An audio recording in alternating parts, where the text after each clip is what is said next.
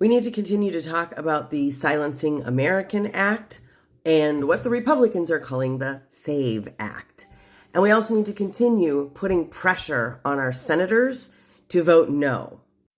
I've already done a couple of videos on this, warning women to prepare themselves, and I'm doing another one because I missed something in the blind spot of my white privilege. So here's something that we need to talk about. I normally vote by mail for the last, I don't know how many decades. I haven't voted in person probably since I was a teenager or my early 20s. But over the weekend, I saw numerous posts about women from different parts of the country talking about when they have gone in person to vote, one of the things that they are consistently asked is if they have ever used a different last name, and then have been forced to prove why they have a right to use their maiden name if they've ever used a different name, and been forced to provide documentation of this. And this was something that I hadn't thought of previously, but since they are also trying to do away with mail-in voting, it's something that we all need to consider going forward.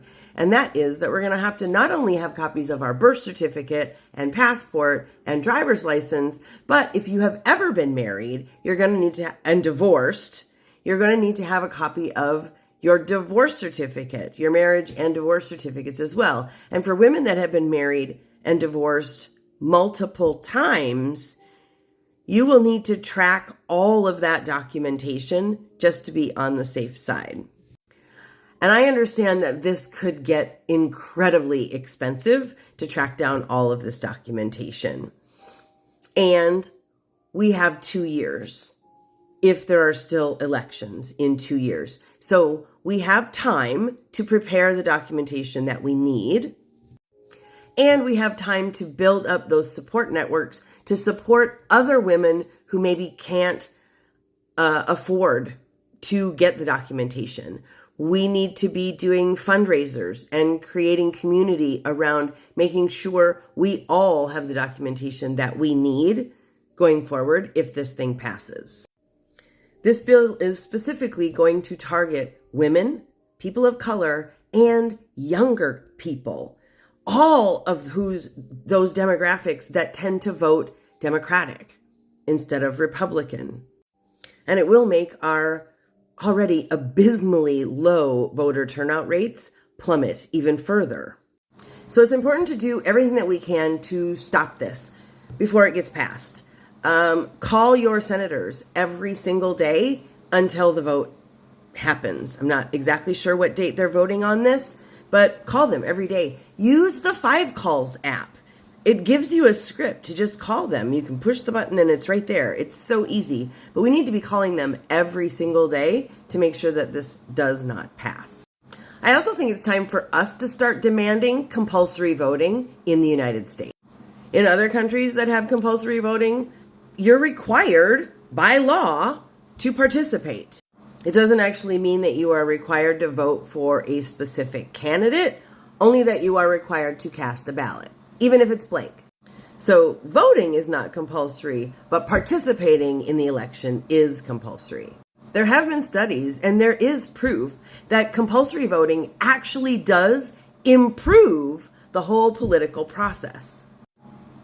First, because people want to then educate themselves, leading to much higher levels of civic literacy. And then, of course, that just leads to higher turnout rates. The problem here in the United States is that we tend to put so many obstacles in the way of people voting in order to suppress votes.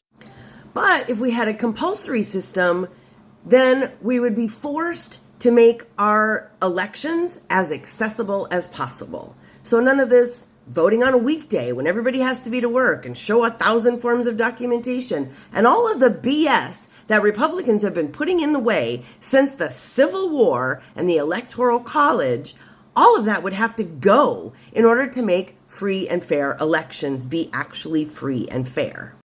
The funny thing is, we're one of the only first world democracies that doesn't have compulsory voting. I am tired of the voter suppression. And I know you are too. So it's time for us to demand an entirely different system. This is actually something I have been pretty serious about for a long time, and I'd love to have a conversation about this in the comments. As always, please like and share the video and all that good stuff so that the algorithm will get a hold of it and spread it out to all of the women in this country who will be affected by this Silencing Americans Act if the Senate passes it. And whatever else you do today, stay safe out there. We are living in dangerous times, people.